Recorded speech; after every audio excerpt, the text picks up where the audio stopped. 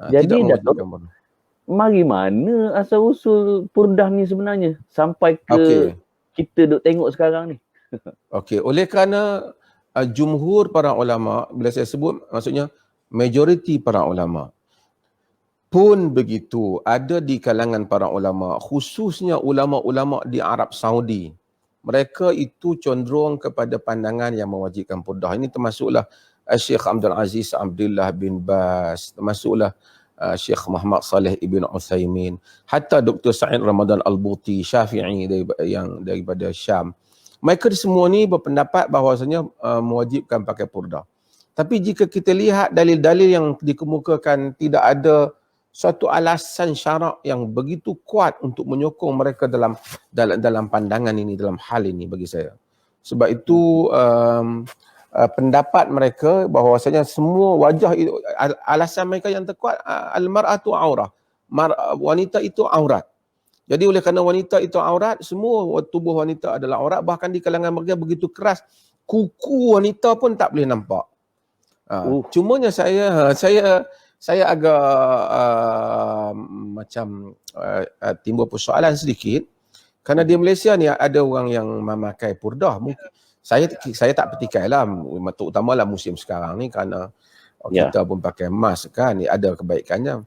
Cuma kalau mereka mungkin mereka memakai itu di atas pendapat yang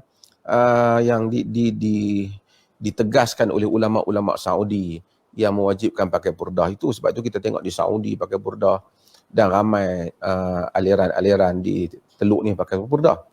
Cuma saya nak sebut juga, walaupun mereka yang mungkin daripada aliran Salafi yang menganggap purdah ni, sebenarnya tokoh seperti Syekh Nasiruddin Al-Albani, dia sendiri menulis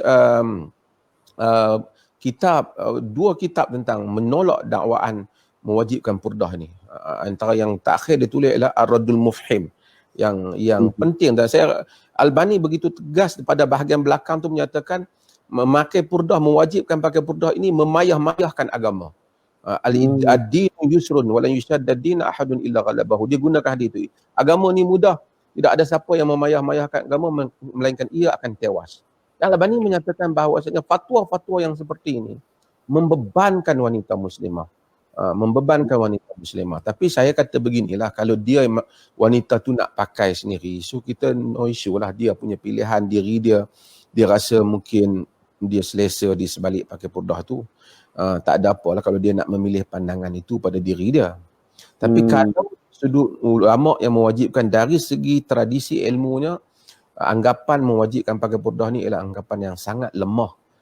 Walaupun ada alasan-alasan, tapi kita lihat terlalu tidak teguh alasan itu dibandingkan dengan nas-nas yang begitu banyak. Sehingga Nabi SAW di dalam hadis kita lihat, Nabi, wanita datang lalu depan Nabi, dalam hadis yang diriwayatkan oleh Imam Ahmad, Nabi duduk dengan sahabat, kemudian Nabi masuk, kemudian faqtasal, kemudian Nabi mandi. Yang kata, ya Rasulullah, akana syait. Rasulullah, adakah berlaku satu? Nabi kata, marat bi fulana fa waqa'a fi qalbi syahwatun nisa.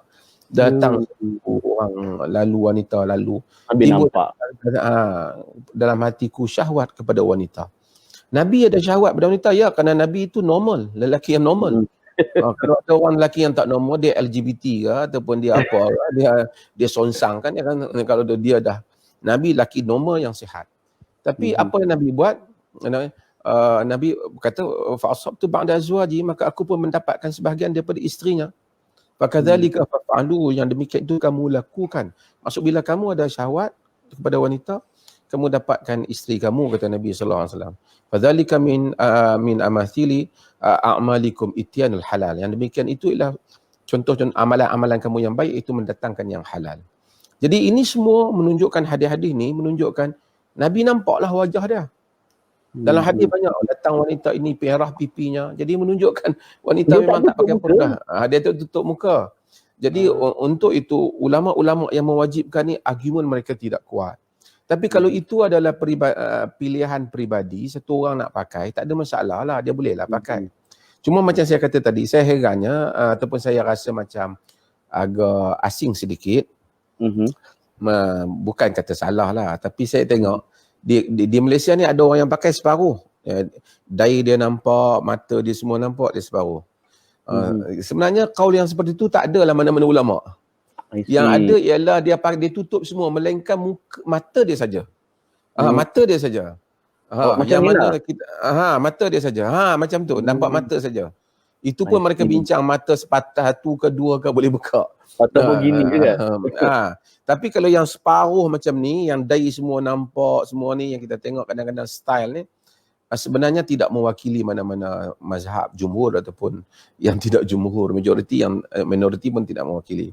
Sama ada dia, kalau dia pakai semua sampai tak nampak apa melainkan mata dia saja. Itu ada kaul. Itu yang kaul yang mereka wajibkan. Jadi tak apalah, tapi ya.